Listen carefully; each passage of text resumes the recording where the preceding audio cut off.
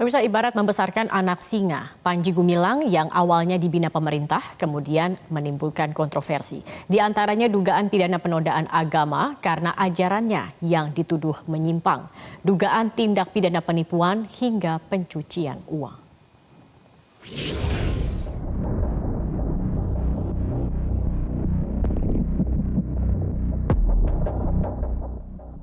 Gonjang-ganjing Panji Gumilang dan Ponpes Al Zaitun mulai terbongkar. Al Zaitun yang diresmikan tahun 1999 oleh Presiden ketiga B.J. Habibie adalah sebuah hasil operasi intelijen. Operasi intelijen itu menempatkan Panji Gumilang sebagai pemimpin Al Zaitun dengan maksud menjinakkan fundamentalisme negara Islam Indonesia. Dulu pemerintah tahu tuh bahwa NII itu masih hidup. Sudah ditumpas di berbagai tempat masih hidup, sehingga pemerintah lalu menggalang, kalau gitu diadu saja antara NII dengan NII.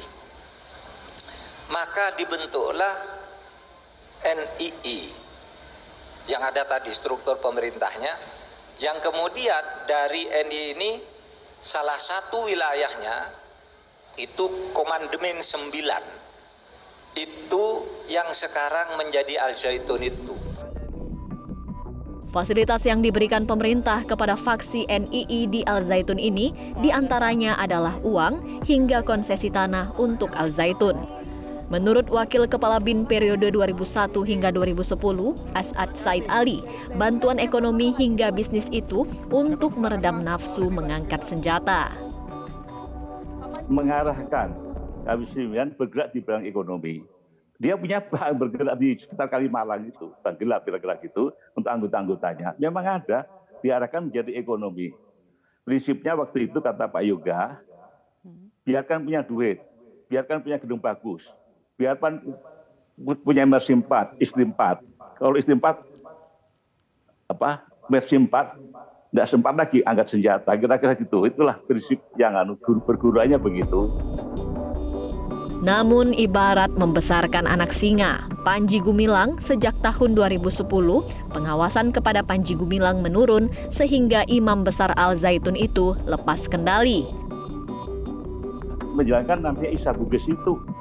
Dan saya belajar dari di sana, saya menyebut namanya, yaitu mengalihkan sesat. Beliau tidak paham ilmu balaghah, batik, urut, asbabun nuzul itu tidak paham, tapi berani menafsirkan yang sering terkenakan penafsiran surat Al-Fil itu yang ditafsirkan dengan cara dia tidak tahu tarikh, tidak apa, disabkan begitu saja. Ya kira-kira itulah. Jadi bukan ahli agama.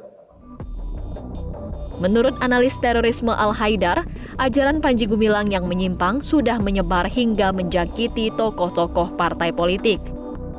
Aliran ajaran Isa Bugis ini sudah menyebar juga ke beberapa pimpinan-pimpinan partai politik di Indonesia. Dan ini sudah bahaya sekali.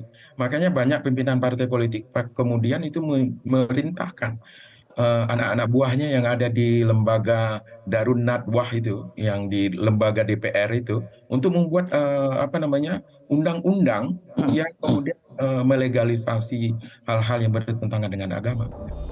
Dugaan ajaran yang menyimpang dari Panji Gumilang sudah diendus sejak tahun 2002 oleh Forum Ulama Umat Indonesia dan MUI. Tetapi baru 21 tahun kemudian, Panji disidik untuk kasus penodaan agama. Tim Liputan Metro TV.